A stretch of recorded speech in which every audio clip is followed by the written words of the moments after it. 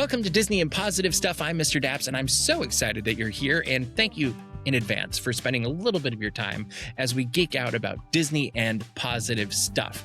We have so many exciting things to cover, and today we have so many delicious things to talk about thanks to our very special guest.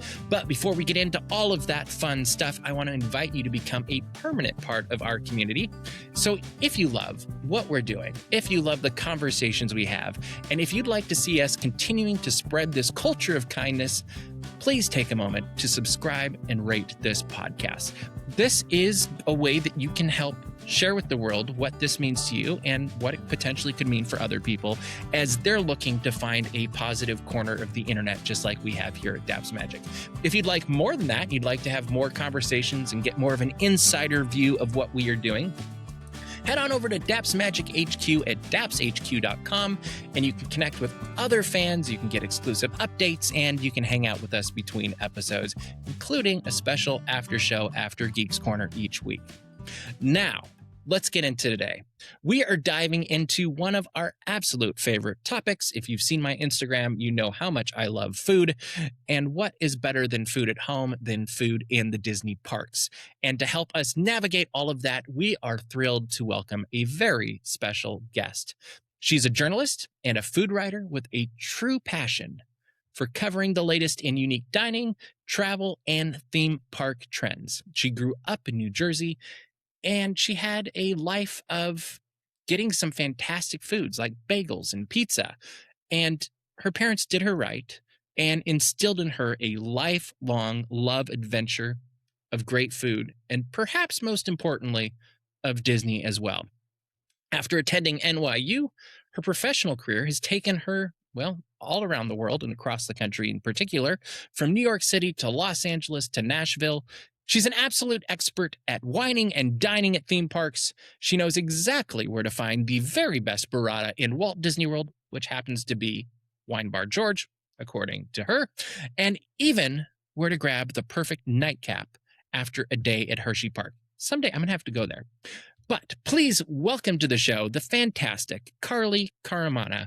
Welcome, Carly. I am so excited to have you on Daps Magic, Disney, and Positive Stuff. I feel like since the moment we met, it was this mutual explosion of love of Disney and positive and fun and smiles and all of this stuff. Like, I think, was it at Cotino where we met? Is that what I remember? Yes. It was in the beautiful desert. We met at Cotino at that amazing event, and we got to see the Incredibles house. And yes, your energy is so positive, and I'm like a good vibes only person. So I was like, it's the way so to be, happy right? to connect with you. Yeah, I agree. Yeah, and you know, the things we do are so fun. And so I'm like, how could you not have a positive attitude? Exactly. We have the weirdest lives in the world, I think, but that makes them the best. And look at what we get to cover and the people we get to meet. But before we get into all of that fun stuff, I think people want to get to know you a little bit. So what is your Disney origin story? Yeah, so I am a Disney parks person. I was born into a Walt Disney World family, which I'm so lucky. My parents honeymooned at Walt Disney World. They have always loved it. So I started going basically right since birth. We would do a couple trips.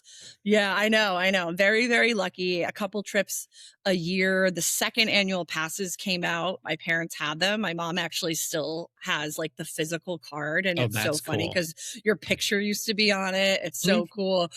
So I'm just so happy that I was born into that, because I know a lot of people came to Disney, you know, as an adult later in life. So this has just kind of always been a part of who I am and my family, and just kind of the way we connect. And especially now that we kind of live all over the country, we all still have our annual passes. And it's where, instead of like me going home, we usually just meet in Orlando and do the park. So it's such a wonderful thing to get to share that with, you know, my close friends and family.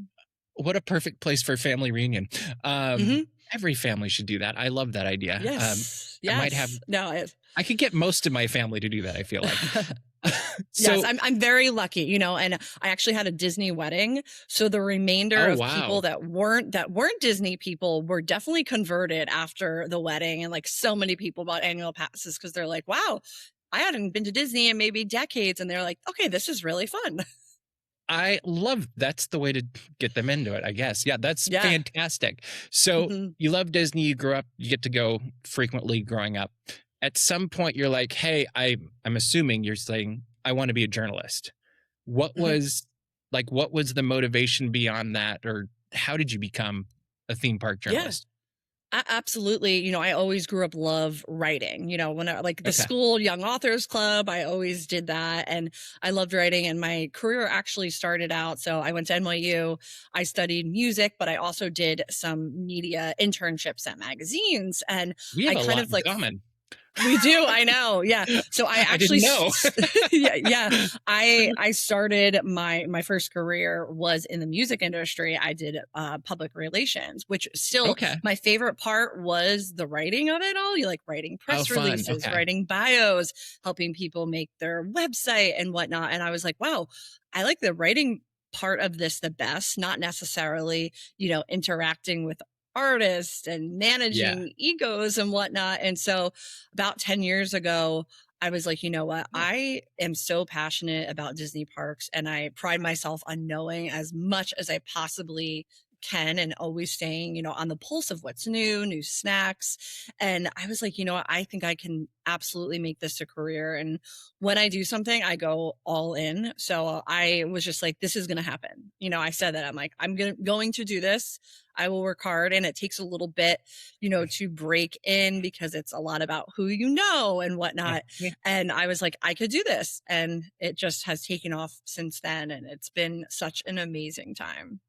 I I love that because I feel like so many of us that ended up in this industry, I don't know what to call this little niche thing. It It's was so not our weird. Yeah. first choice. Like Mhm. it was Yeah. something that we stumbled upon and discovered that you could actually do that. I think there's also I don't know, a preconceived notion about what this involves. So here's my question. What does a daily life look like for you as you're doing your work? Yeah. I mean, that's the crazy part is you kind of make your own schedule. And for me personally, I need a little bit of structure. So every day looks different. I'm either in the parks or I'm home, like on my kitchen island working, or I'm recording Yeah. podcasts like this. Like every day is different, which I love. But personally, just to stay like organized, I have my to-do list. I literally schedule out my day. Like I'll spend 2 hours in the morning, like making content for the week or whatnot, Mhm. emails, of course, and writing. A lot of what I do is writing. So it's, getting those stories together, organizing photos, and kind of the world of journalism has shifted so much. Like for a lot of my outlets, they also want videos and they want your own pictures. So every day is different, but that's what makes it so amazing. And I mean, I get to eat Dole Whip in the park and that's work. So, I mean, I can't complain. And it's so much fun and it's so exciting. And again, like every day is different. And I say working quotes because I think you embody this is the work we do is a lot of work. It's hard, Yes. but it is the most fun thing on the planet, I think. What do you find? Yes. I heard a couple things that are some of your favorite parts and then also the challenges. What are some of those pros and cons of what we do?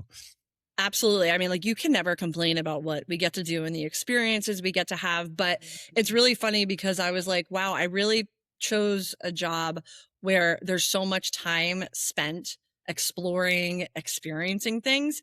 And that's like not even the work. The work is when you get home and then you have to write about it. And I'm like, it's all fun and games until you have to write about the fun and games. And I kind of push myself a lot, like to try to do as much as possible. So a lot of times at the end of these like marathon trips, I come back like exhausted and I'm like, oh crap, I have to do like the real work part of it now. But I mean, again, you can't complain. The stuff we get to do, it's such a rush and such a thrill, especially if it's a new attraction that we get to go on before everyone, a new cruise. I mean, it is just so much fun. And you get to bring a lot of times like your family on these trips. And it's like, wow, you get to do these amazing things. I never take it for granted. I am not jaded. I still get so excited. And I feel like that sets me apart. A lot of people, get, a little jaded, a little, negative about it, but, you just have to go into it with a positive attitude. I also think that's probably something that draws us together occasionally. Like Mhm. you find people at these events that you're like, Oh, you're geeking out about this just as much as I am. Like, Yes, because it's, I grew up in absolutely. northern Minnesota. I pinch myself all the time. I'm like, is this Hmm. real? Like, this is Yes. this is my life. Um, yours is very particular in regards to food, also, which I Hmm. think is Yes. such a phenomenal thing to cover. And your videos are a lot of fun. Um, Thank you. how'd you get into Disney food in particular? Yeah, I'm a big foodie, always have. I'm from New Jersey, so I grew up on Italian food and pizza, and food Oh, has just rough. always been a big, I know, a big part of my life. And actually, the Disney food thing is like a specific moment where a light bulb kind of went off, and it Oh, was cool. in the mid '90s. My family took me to the first ever Epcot International Food and Wine Oh, Festival. nice. I believe it was '95 or '96, whatever the first year was, and there Hmm. was Russia had a booth there, and Oh, one of the cool. dishes was blinis with caviar. And my parents Okay. were, I was like, oh, fish eggs. I was a kid. I was like Yeah. 8 or 9, We don't know. and yeah. And my parents were like, we'll give you $50 if you eat this entire thing. And I was like, well, I want $50 because I want to buy all like t-shirts and stuffed Uh-huh. animals.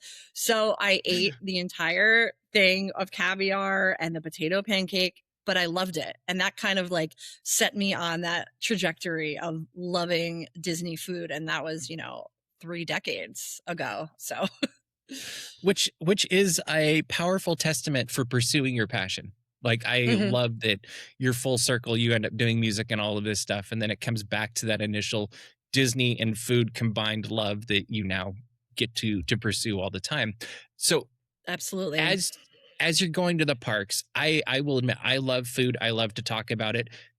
Writing about it and explaining it on camera and all of that stuff terrifies me because everybody has an opinion and food Oh, brings out the yeah. most. And how do you approach, all of this Disney food, which has continued to get bigger and bigger and bigger as a topic, but you kind of focus mostly, I think, on Walt Disney World, but what's your approach? Yeah. Yes, I do mostly Walt Disney World and Disneyland food coverage, snacks, restaurants, new menus, menu updates. I'm always like going through the app to see, oh, is this menu item new? Like I love trying the new things. And I think it's so hard because you are at a theme park where it's high volume. So I could Mhm. get something today and I absolutely love it. And then you get it tomorrow and, maybe something's off, a different person Exactly. made it and you hate it. So I feel like my opinions, I make it clear that, this is what my experience was. Mhm. Maybe you had a bad batch of it or whatnot. And that's so realistic. It's high volume. There's so Or many just cooks in waited the too long to kitchen, eat it. literally. Yeah, exactly. Or you took pictures of it for 20 minutes Uh-huh. and then it melted. So it's like you Yep. just have to be realistic. Yeah. And always give something a second chance. If you didn't have a great experience, try it again. Maybe something was off. And then sometimes there's just dishes that don't work. And I have to mention Baseline Tap House just released this pepperoni pizza flatbread. Have you seen it? I think I And saw pictures of it. Yeah. yes, yes. And it's like, it's the ingredients are so weird. It has like lemon ricotta on it and pepperoni, and instead of hot honey, regular honey. And I'm like, Hmm. this just doesn't work. And that's okay. Yeah. I like to try everything. I'll try everything once. And if it works, it works out. And then there's some dishes that I order every single time. Like one of those at Disneyland is Bengal barbecue. I love the Mhm. banyan skewer, which is the hot and spicy Mhm. beef. I get The that like, classic, been forever. yeah, it's Yeah. so good. Yeah, it's a classic. And I Yeah. love that they open up early. So usually, like, I'm not a huge breakfast foods person. I will get that for breakfast. And it's like a good Nice. protein loaded start to Yeah. your day that's also so delicious. And it's like, I've had that maybe like 75 times and I can't get it. I can't get enough of it. It's so good. How has this changed? You said 10 years you've been covering Yeah. this specifically. Mhm. How have you noticed the food at Disney chain? Because I can think of specific in Disneyland particularly.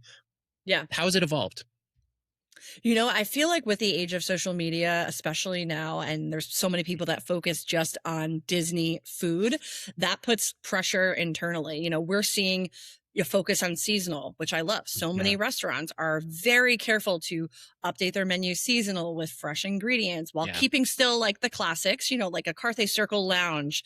They've had those Moroccan meatballs on there forever. I love them, but then they'll add in some new things. And I think it's also probably really exciting for the chefs because it gives them a chance to, try new dishes. I love, especially when you meet a chef and, they can bring a dish that was like from their own childhood that their family made. And I just had that experience at Animal Kingdom Park 2 weeks ago. I tried the arepas, which are our test for the new Tropical Americas expansion. And I got to meet the chef, and he was Colombian born, and he actually made the dish based on his family and his upbringing and how he learned to make arepas as a kid. And I'm like, God, I mean, Disney food is storytelling, which is, and then you just want to eat it over and over and over again. Yes, exactly. I know. I'm going to Animal Kingdom this week, and I'm like, should I try something new? No, I'm probably going to get the arepas again because they were so good. And it's like, I would too. That would be all done for me.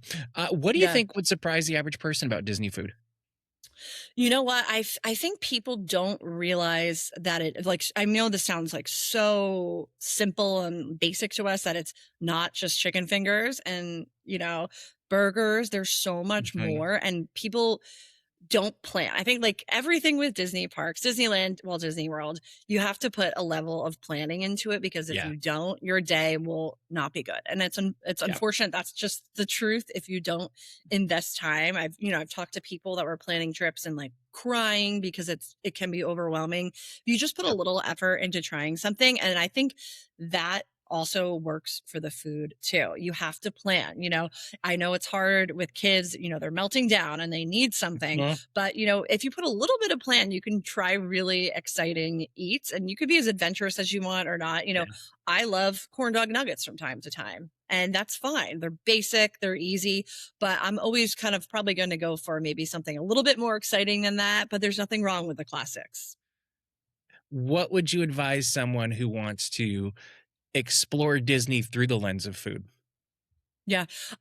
Study the app. I look at the menus all the time to kind of plan what I want. So you choose the app over like Disney Parks blog? I do follow Disney Parks blog. So when they come out with the foodie guides, those are my favorite. I love like because they post the pictures. I'm like a visual person, so I love to see like, me too. Let me see what this looks like. Maybe I'll like it. Like recently, what's caught my eye is the new Bluey baked potato at Troubadour Tavern. When I saw that come out, I was like, oh my gosh, I need this ASAP. It looks so good. And how did we just now discover this? Like, yes, who didn't think of it before? Exactly. I'm like pizza and potatoes. I mean, it's a no-brainer, and it kind of bummed me out because Walt Disney World, they also announced the Bluey foods there, and they are not as exciting as Disneyland. And it's like, be fair to Florida. Yeah, sometimes it pays to be in Southern California, I guess. I don't know. Yeah, absolutely. But, it's just always just try something. I think that's the greatest thing. And that's another thing about like the food festivals at both DCA and Epcot. It's cool to be able to have the opportunity to try something that maybe you don't normally like or wouldn't want to order an entire entree of, but you could try it and it's $7. That's a little bit more approachable if you want to, get out there and experience new foods, new to you. And I love going with people so that I can try part of something and then our $7 actually, two people or whatever. And my stomach can handle more that way. Yes. No, I love going, like, I have a bunch of friends that were all on the same foodie page. So like we'll order the entire menu at places. Like we just did that at Geo 82 at Epcot. That's the adult exclusive lounge. I need to get there. And they have a new menu. It's beautiful in there. And we ordered every single thing, which a lot of times when I am in the parks, like doing my research trips, I am by myself. So I don't do that because that would just be wasteful. So I do like to go with other foodie friends and we could try everything. And there is something to be said. At some point, you're eating so much that it's just not pleasant anymore. No. That actually happened to me 2 weeks ago. I was on assignment at Animal Kingdom Park, and I tried 35 foods and drinks in one day. 35. Even if that's one bite, that's ouch. Yeah. Luckily I was with a friend, but it was just one other person, and we ordered like every single major item Good plus for the you. dinner at Tiffin's, and I was like, wow, this is crazy. I banked a lot of content and I did a lot of Right. research, so that was great. But I was like, this is aggressive for a day, and it was also 95 degrees that day, so I don't Oh, I recommend couldn't do eating that that. much. Yeah, Yeah. did you have a favorite bite from the day? I did. It was the arepas, which we had Okay, that just makes talked sense. about from the Smiling Yeah. Crocodile. And then I also love Yak and Yeti, which is a Mhm. full service sit down restaurant there. They have amazing wonton soup, spicy noodles, and edamame. And you're inside, especially as we get into the summer, I need to do like a 2 hour sit down inside Mhm. to kind of just refresh, regroup. That's like my number one advice for families going in the summer is don't run your family ragged from morning to night. You need that like Mhm. 2 hour window. Just do one sit down restaurant. I honestly don't even care where it is most of the time, as long as there's air Yeah. conditioning. I have my water that I'm chugging, but it really does like reinvigorate your system during these warmer months. When I think even without families, that's important. I Yeah. know Oh, when I go yeah. Oh, anytime it's super absolutely. hot, we always have that afternoon. I mean, we do it here at Disneyland too. It's like you get that Yeah. afternoon break rather than killing yourself off all day, unless, you're just that driven and insane, I A guess. But superhuman, maybe. I don't know. I exactly. mean, it's like I need that time to sit, even if I'm like not talking. I just like Mhm. sitting there. It helps. Give me my ice water and a little air conditioning. Yes. And Yes. sometimes a cocktail, maybe a cold Yep. beer, but definitely the water.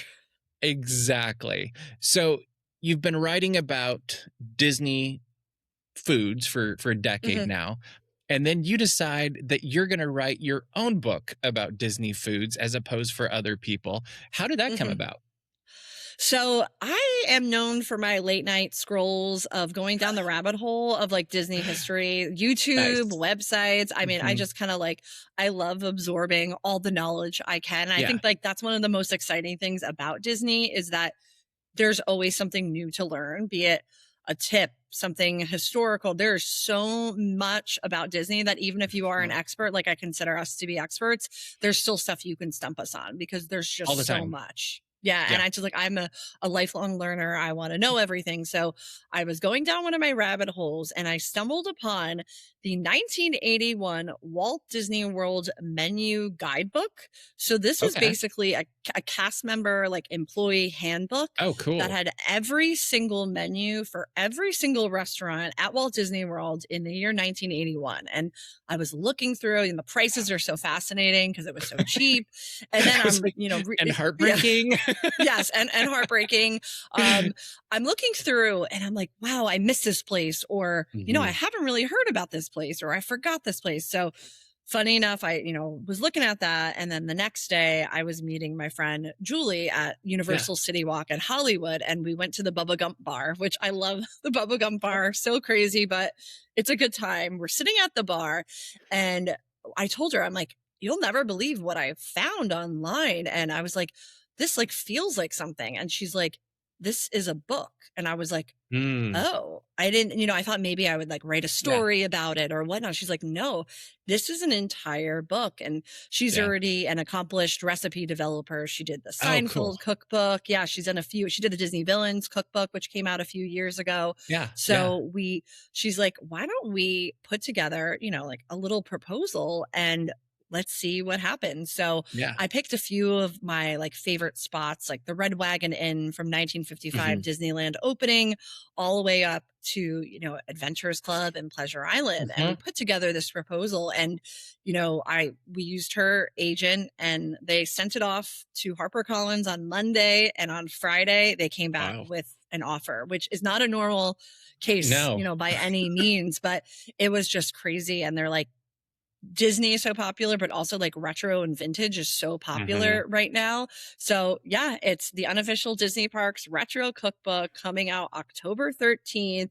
Pre-orders are live. I just checked Amazon and it's #1 in new releases of theme Yeah, park it's and travel killing it. guides, which is just like crazy to me. But that means so many people love what I love, which is exciting. Mhm. That's why any opportunity to talk about Disney, history of Disney, and food, I am like all in.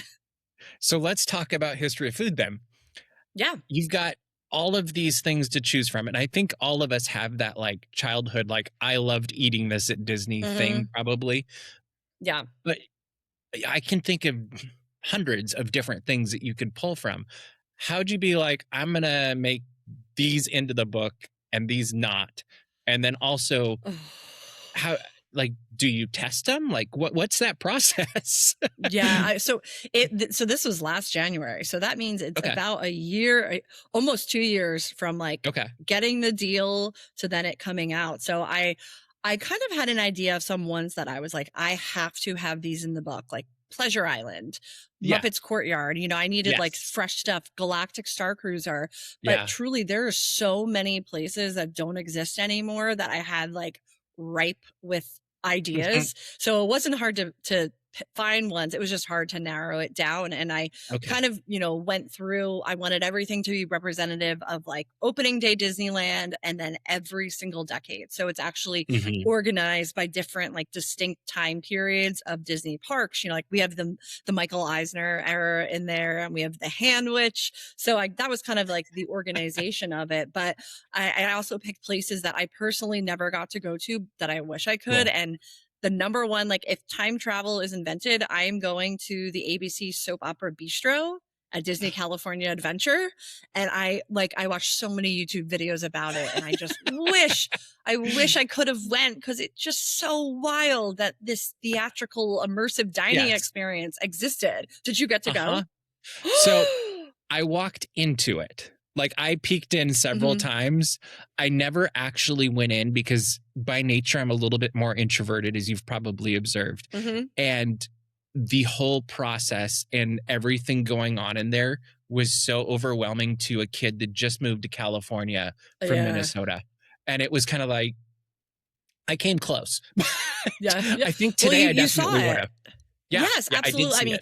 see it. I don't know if people know out there, but you were literally like thrown into the cast. Like they would make you Mhm. be like the love child of two of the Huh? workers. Like it is crazy. So if you were not into that, it must have been so weird. I also read and talked to a few different cast members that work there and like celebrity. It was a favorite spot for celebrities to come Mhm. in with their families, which is so weird because I can't see them wanting to be like bothered with while they're trying to, eat their pasta. But it seemed like it happened pretty frequently because I do remember as a kid, well, young adult, that was kind of the area where you could find celebrity. Like there were certain spots Mhm. throughout the resort that you're like, oh, if you want to see celebrities, this is where you sit and you can watch. And that was one of the places I do remember doing that back then. Absolutely. And like fine dining is pretty like par for the course now in Disney parks, but Yeah. during that time it really wasn't the way it is today. Mhm. So that was like kind of the creme de la creme of, like a Yep. nicer meal, which is probably the downfall of it because just people weren't spending the money. It was the most expensive restaurant there at the time. So that's kind of why it went away so quickly. But if I can go back in Mhm. time, I'm going there. And I actually talked to one of the managers who gave me a recipe, and that's what we Oh, I have love in the that. book. Yeah. So, I mean, people Very are like cool. super passionate about that restaurant. So that was, Oh, I will yeah. say, like, with the recipes, that was the fun part was recipe testing. So in my former life, I used to bartend. So I developed all the cocktails for the book. So Nice. that was so hard, And I'm assuming you didn't always just have like, oh, this is our baseline recipe that we can go off of. Did you have to kind of like recreate some at some point too, or? Yeah, I mean, it was so much research. Like the research portion of it was like 3 months for me Yeah, of I just believe it. diving in. So if I couldn't find like what a dish was, some of them are from memory, obviously. Like we have the Mhm. spaghetti cupcake from Mama Melrose. I had that many times. So, Yeah. we knew a jumping off point, but some of the older ones, like there wasn't a lot of information on. Right. And I just kind of talked to people, used the internet, find former cast members who worked there and got their take on it. And it was just so much fun. Again, like I love the research part of it. Yeah. So that was really fun. And I think I love the monorail cocktails, which I don't know why they Mhm. don't exist anymore, but at the Contemporary Resort, they had a They might lineup of soon. 4 cocktails. Yeah, I hope so. Like Yeah. monorail red, monorail yellow. Yeah. And it's so cool because they were the same color as the cocktail. And so with that, though, a lot of people don't know about those. And so those were really fun to develop. And some of the drinks had just like classically retro ingredients. And one of Oh, them yeah. is Yeah. yeah, the Tahitian Terrace, which was the dinner show Mhm. at Disneyland. And one of the coolest places. Also, I would time travel back to there because it just looks unbelievable. And their Tahitian Terrace punch was made with Tang, which is like, oh, I can't even Really? imagine. Yes. So I did an updated version. It's so good. It's a beautiful punch that you can have non-alcoholic, but you can also add rum to it. Nice. But I was like, wow, this drink must have been so sweet. I can't Oh, yeah. imagine drinking it with the Tang. So my version is not as sweet while still honoring the original recipe. I love that. I might embarrass my dad, but I can remember going there as a kid, and he got pulled up when they Oh, would do the dancing part, and it yes. was Mhm. one of the funniest things I ever saw because it's like, "Oh, dad got stuck doing that." Don't call me. Um, No, that's amazing. I also collect old Disneyland menus, and the Tahitian oh, Terrace fun. is on my radar. I keep looking at eBay. Those menus go for a lot, so I you got to believe be. that. Yeah, I I actually com just got the Chicken of the Sea pirate ship restaurant had a Nice. placemat that had the tuna burger recipe on it, Mm. and I just Oh, found that on jackpot. eBay for not too bad. So I Oh, love that's really collecting those cool. kind of things. But the Tahitian Terrace one is beautiful from Oh, what I've that's very seen. cool. So What a great yeah, collection. So, yeah. what surprised you while creating this book? Like, there's always surprises, Yeah. I feel like.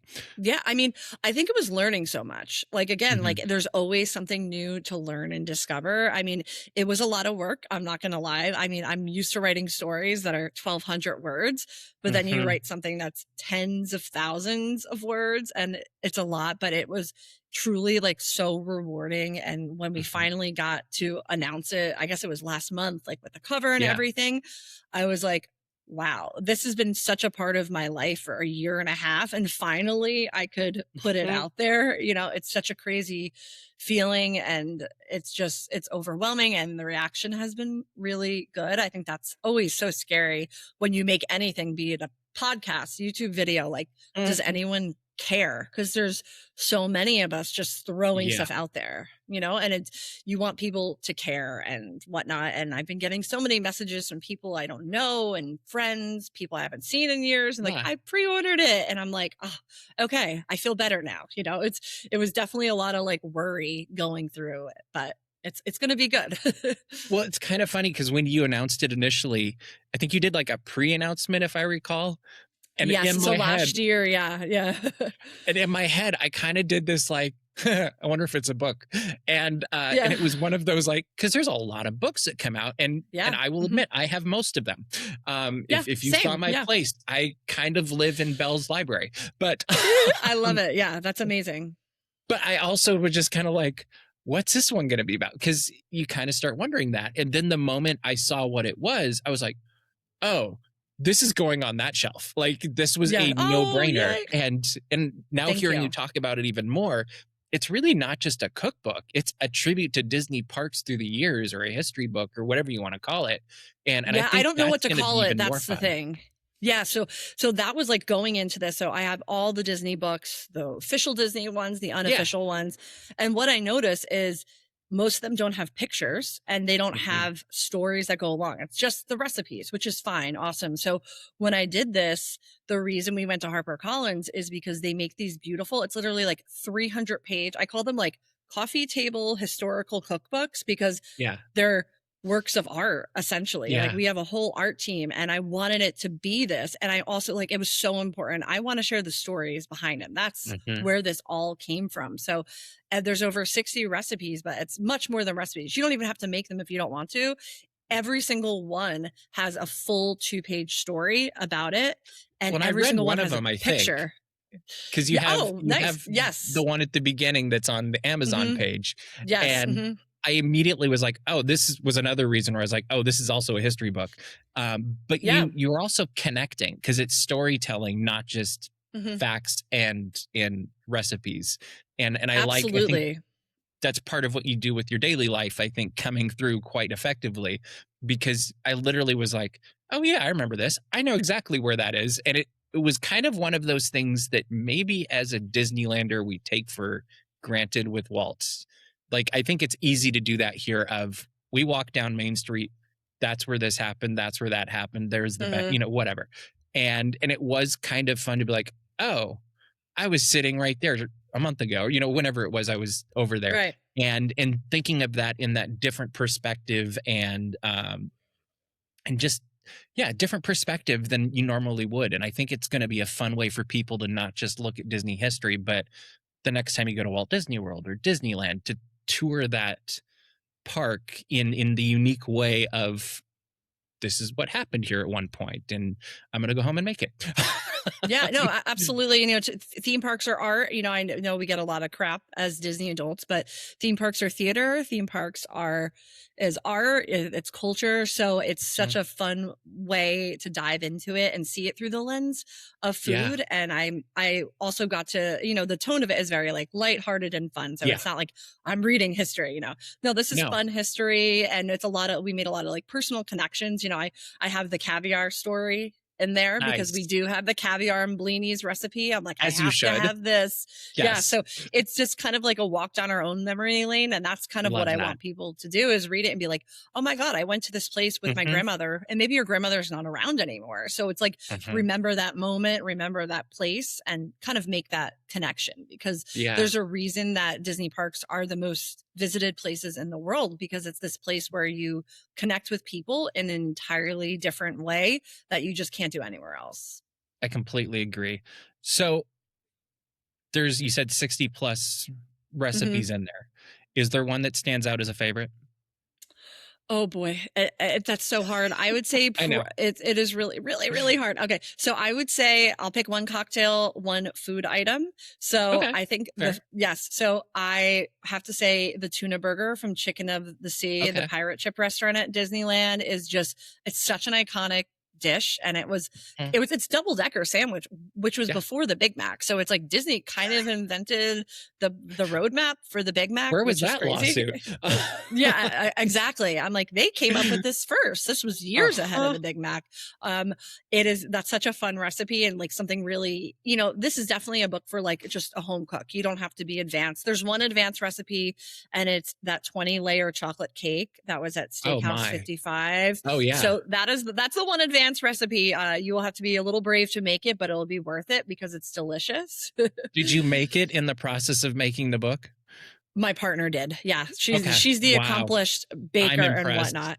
Yes. So that's a hard one. You could just read about it if you're not ambitious, but everything else is like super easy to make. I love in the 90s. So are you familiar with the spring roll cart at Magic Kingdom that has like the pepperoni pizza spring rolls? Okay. So that actually started as an egg roll cart in Adventureland in the 90s.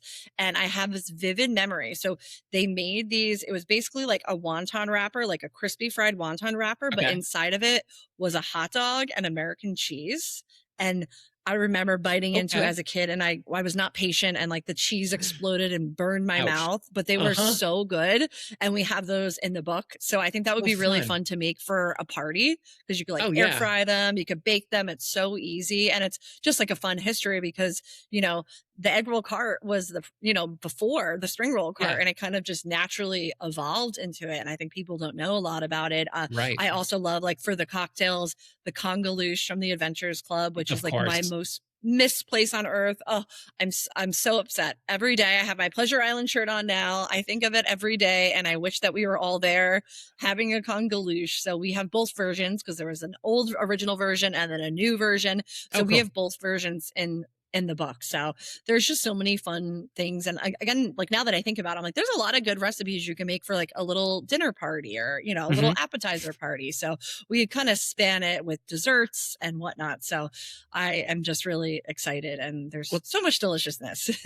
It seems like the way you play this is you get a dinner group together, and then you do themed dinner parties based on either times of history or locations or you could really make a fun like progression, and maybe like you host it one week and then another person the next, there's a lot of possibilities. I love that idea. Yeah. I mean, you could do a whole Michael Eisner themed one, because we have the Disney Institute in there, that was all a product of Michael Eisner, of him wanting to take Disney into the education sector, which is just bonkers to think about. And I just have a vision of him popping out from behind a tree and being welcome to these recipes. Yes. Yes, yes. It's so bizarre. Like I said, we have the Handwich in there, which is like such a Michael Eisner thing. Oh So yeah. I think I need to host like a Michael Eisner themed Uh, party. yeah, that needs to be at least a story video, all of that Yes. stuff, because I would die, I think, watching that, and I think Katie would absolutely adore that. Yes. And we might beat you to it. Who knows? Yes. I love that. Do an East Coast and It's a like, West Coast. Who knows? Like it'd be yes, it's fantastic. a great idea. Yes. No, I love So, that. what do you, as you're going through this might have even evolved. What do you hope people get out of this book?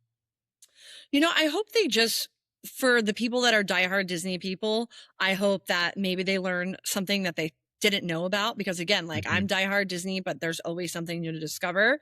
Yeah. For the casual Disney fan that maybe goes once every few years, I hope that they also learn something new.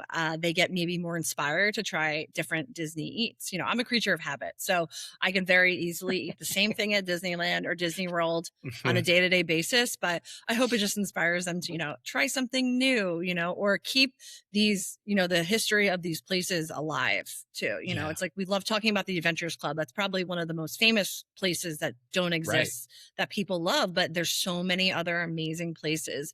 We have Walt's Hideaway in there, which was his little Oh. secret bar room, which was connected to the Red Wagon Inn, which is Mhm. Plaza now. And I'm just like, I want people to just kind of discover these things and find Yeah. joy and memories. And then, the next time you're at Disneyland, go look at that stained glass window, because it's still there, It and is. it's like all these little moments. And this is the stuff I love. And I know a lot of other people care and relish in that kind of stuff too. And it can really enrich your Disney experience, I think, too, when you Mhm. approach it from a different perspective.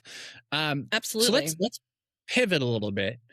For Mhm. those that are like, hey, Carly's pretty awesome, I want to be like her someday. What advice would you give to someone who's maybe aspiring to be a theme park journalist or write a book? What would you say to them to do with their life, their career, their energies?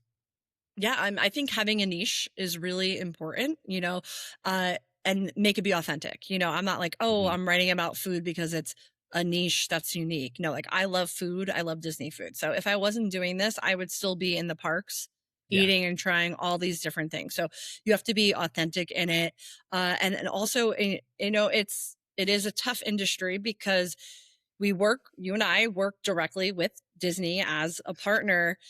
Those kind of relationships are really, really hard to come by. Like I'm not going to lie, there's so many people that want to be doing Mhm. this, and, it's hard to get those invites, but they matter so much. Like getting a first look at something like Cotino, like we did together. I mean, Mhm. that's stuff like you can't get that access. And so it's just kind of put your best work out there and stick with it. We see a lot of people, I know this too, that they'll pop into the scene for like a year or so, Yep. and then they drop off, because I think they don't realize that it's not just like running around the parks and, having fun. And it is a lot of fun, but you really kind of, to do something this specific, you have to dive all in and just Mhm. really go hard.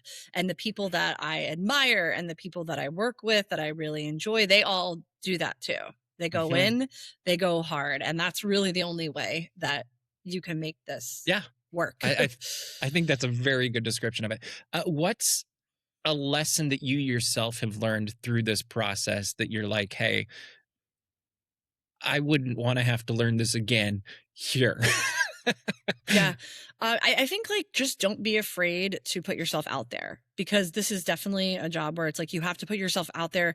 Not only like for me, example, like I'm a freelance journalist. So that means not only do I have to get the access from Disney, I also have to get people, the In the editors door at these somewhere else. Yeah. magazines to care about what I'm doing. And so Mhm. that itself is a hard enough challenge. And again, that's like where the niche thing comes in. Like I love writing about food, but I also really specifically love writing about like the finer side of Disney magic. And that's, Mhm. like Victoria and Albert's, the Michelin star restaurant, that is, I just did a piece for wine enthusiasts that was pairing iconic Disneyland foods with wines. And I worked with like Disney sommeliers. So I think it's just finding something maybe that someone else isn't doing, and what you're, make that your niche. And Mhm. I personally love food. I know you love food too. I always follow your food pictures to see what you're making. So you have to do something, do it well, go all in, but also try to stand out a little bit different than other people, and there's so many people with niches, whether it's you have a toddler and you're, covering it from the angle of having a Mhm. family. I don't have kids. So, I do write for like family focused outlets, but it's just a different perspective. It's like choose what your perspective is, try to be a little bit different and like go all in on that. I love that. This might be the hardest question, but I think it's one we all face. Is what is that thing that keeps you going on the tough days? Like what is that? There's always going to be humps. What gets you over the hump? I think it's like the pinch me moments, and you think about, whoa, did I really do this? Like last year I went to Germany with Disney Cruise Line Mhm. to see the ship being built. I went to the Yeah. shipyard where the upcoming ship Disney Believe is. I saw a piece of that and I was like, holy crap, am I really in Germany? And it's like the middle of nowhere where like no one speaks English. It's a tiny seaside village town. And I'm like, wait, am I really here touring a cruise Huh? ship before it opens? And I'm like, holy crap, this is cool. Don't complain, you don't Sleep. say you're What's that? tired. Yeah, exactly. I'm Exactly. like, we get to do these such amazing experiences, and that's a driving force. That is totally fair. And I do think it is also realistic to say sleep, what is that? Because generally when we are doing these things, it doesn't exist. And Exactly. And then that when could I'm go home, days or I weeks. really, yeah, I like when I'm home, I sometimes don't leave the house for days. Mine is like a walk workout. I think it's good to balance out. Yeah, I try to eat healthy at home too. So kind of just, I like to have my fun in the parks. And then at home, I maintain a low profile. very fair. Very fair. All right. Yes. So before we pivot to the Fast Five, what do you have coming next?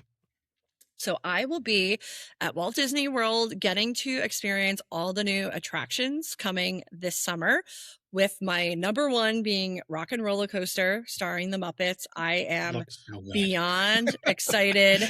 I truly can't wait. I'm going to be one of the first people to ride it. Cast member previews already happened. I'm going to the media preview. I literally cannot wait. That's one of my favorite roller coasters. Mhm. I always loved it. I loved it with Aerosmith, but I'm excited for something new, and especially something new. I want kids. I want the Muppets to be around forever. So I Yes. want younger generations to discover them and love them. And Mhm. it's like, how do you not love Animal? He's just so adorable and ridiculous. So Mhm. I'm really, really happy like what this ride means, that Yeah. we're going to have a whole new generation introduced to them, because I think a lot of like younger kids, they might not know, they know Bluey, that's Mm. for sure. Yeah. Yeah. Well, and it seems like they're really giving a lot of care to do them justice. And so it's Hmm. not just, hey, these are these characters, but these are the ways that people have known and loved them for such a long time. And it'll be very fun to see what comes next. Hopefully a new series also. Um I hope so. Yeah. The Disney Plus one with Sabrina Carpenter was great. And I think it was great because they weren't trying to like reinvent the wheel. They were sticking to basically the formula that has worked. And I want more. I yeah. need more. I mean, and as you're saying that, I'm thinking back to what you just said a few minutes ago about basically being yourself and authenticity. And I'm like, that's really what works for the Muppets too. And that Hmm. was so fun in that show just to watch. Like, I didn't have a huge opinion on Sabrina Carpenter before that, other than I was like, oh, people like her, her music's fine. Yeah. Yeah. It's She's not fine. necessarily Yeah. my core thing. And then after that, I was like, I am on Team Sabrina. Like, I'm Yes, like, yes. Oh, she was fabulous. I'm the same yeah, way. Like I know her popular songs, but I'm not yeah, like a fan, exactly. And I was like, wow, I respect her. She did a great Yeah. job. And she felt natural and she was having fun and Hmm. rolling with it, and like more and more and more of that, please. Um Yes, yes. And that's just like it turned was into a classic Muppet Muppets. podcast. Yes. No, I'm It I'm happy was. to talk all Muppets. That's like one of my favorite tangents. The gem of history of the Muppets and MGM Studios and Michael Eisner, and like the things that we should have gotten but didn't get, and like the perfect storm of terrible timing. Mhm. That's a crazy story if you want to spend some time down a rabbit hole. It's a heartbreak. It is. It is. I'm like, I could be on the Great Muppets movie ride right now, Can but you I'm not. imagine? Like I can. Yes. like Oh, that to me, I would be flying out to Florida as much as my pocketbook would allow me, even more so than we already do. Uh, Yeah. Like just because Yes. like, oh no, I want more of this. Give us more. that I love that. Yes. All right. That Are makes me you sad. ready? We're gonna have to do another one. Okay. Yes. Yes. All right. Let's do a You Muppets ready for your episode. fast five? I Okay. hopefully have made these so they get progressively harder. If they don't, then I apologize. But you ready? Yes. Whatever comes to mind, that's your thing. All right. What is your first favorite Disney character? My first favorite Disney character was Winnie the Pooh. I believe I was given a doll at birth, so I think Oh, it was cute. like ingrained in me. I love that. What's your Mhm. favorite Disney park? Favorite Disney park is Disneyland Park because obviously Walt Disney was there, and there's like a palpable sense of magic in the air. Yeah. I Yeah, mean, that's maybe true. I feel it, but I know a lot of other people feel it. It's Disneyland. I mean, I love it so much. So you walk into that park. What's the first thing you do? You know what? I often go by myself, and I just honestly people watch, walk, and vibe out. Like I could just spend hours, and I usually do, just looking around. If I'm hungry, I'm going to Bengal barbecue or Tropical Hideaway for my bao bun because that's one of my favorite snacks there. But I just like looking and just Mhm. taking it all in because there's something so magical about it. It's Yeah. like this, it's just indescribable. There's a vibe that's happening all the time, and it's fun Hmm. to watch it all unfold. All right, it's gonna Yeah. get harder. You're stuck in an elevator for 3 hours. What Disney attraction, loop, area music, or soundtrack would you want to have on repeat for the entirety of that On 3 hours? repeat. Okay, so I like creepy things, so I would probably do maybe like Okay. Twilight Zone Tower of Terror, get some like Okay. weird ambiance, and it also sounds a little bit less in your face and like say like Sure. the Muppets coaster, which is going to be like 5 rock songs Yeah. that you'd hear on repeat over and over again, and definitely not It's a Small World because I don't know, 3 hours I of think that I would would be go rough. mad. Yes, Yeah. yes, As great much as ride, great song, but yeah. did you get to do the Tokyo Disney one with Groot? I didn't know, but I actually have a friend there right now, and she was like, she went into it wanting to hate it and was like, this was amazing, That was which has been the I've been general at sentiment. Yeah. multiple times now because I went on it first, and then I'm like, oh wait, you have to come with me. Because Yeah. I don't know. I never thought I would hear a rock version of It's a Small World in It's a Small World with Thor. That's what I will Right. say. Yeah. I mean, it seems like Brilliant. something as like a Disney purist or a moderate Disney purist would hate, but everyone has been like, this is amazing. So I I'm think if happy it's at about that. Disneyland, you'd probably be right. But I think because it's over in Yeah. Tokyo, we can give it. All right, Yes. final question. That wasn't actually a question. I just got off topic. I But love it. it happens. All right, you're a protagonist in your future Disney movie that's all about you. What existing Disney sidekick would you want as your sidekick, and why? Ooh, maybe like Smee from Peter Pan because I Oh, just okay. feel like he wouldn't annoy me, if that makes sense. Like I feel like Okay. he's not too much in your face, Yeah. He's always I kind of that supporter. yes, yes. He's kind of a supporter, not annoying. I think I would take him. Okay, I like it. I like it. Yes. I don't have an answer for Yes. that question for myself, Yes, but that's it's okay a because hard I'm one, asking but them. that was who first put into my mind. So Perfect. Well, thank you so much for being on, Carly. I can't wait to read your book. Make sure, if you haven't Yay. yet, everybody else, pre-order the Unofficial Disney Parks Retro Cookbook. And you can do that on Amazon. Can you do it anywhere else? Barnes and Noble, Target, Walmart, local bookstores, wherever you buy your books, it's there. Do it. Yes. And get the Thank hardcover you. because it's...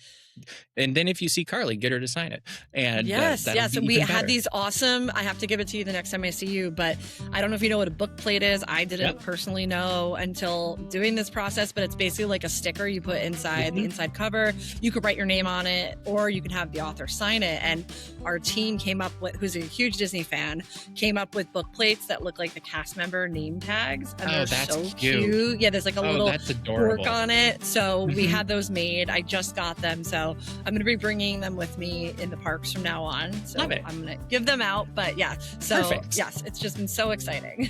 I can't wait. And where can people follow and connect with you? Yeah, so I am most active on Instagram, and it's Adventures by Carly and adventuresbycarly.com. Follow me, message me. I'm always posting about food. I'll be eating a lot this coming week, so. And it's always a lot of fun. Like it's yes. It's a happy feed, I will say, as I've watched it through however long it's been. But thank you so much vibes for only, being on. Yes. Exactly. Thank you. This is that's what we got to do. This was so fun. We have to spread the joy. We're talking about theme parks. I'm like, we're not curing diseases. We are just talking about happiness, rides, and fun. So I appreciate you. This was so much fun. Likewise. Thanks for being on. Yes. Thank you. Thank you again, Carly, for spending your time with us and sharing your love of all that's Disney, all that's food, and a fantastic cookbook that I can't wait to read all the way through with all of us. To all of you watching or listening at home, or in the car, or maybe even while walking around in the parks, thank you so much for spending your time and hanging out with us. If you've enjoyed this episode, please don't forget, rate, review, and subscribe. That will help us immensely. It just takes a quick second, and it makes such a huge difference for this show. Also, don't forget to head on over to dapshq.com and join the community of Daps Magic HQ, where we have positive conversations going on all the time. But that is all the time we have for you this week. Until next time, make it a great week, keep kind, and we'll see you in the parks.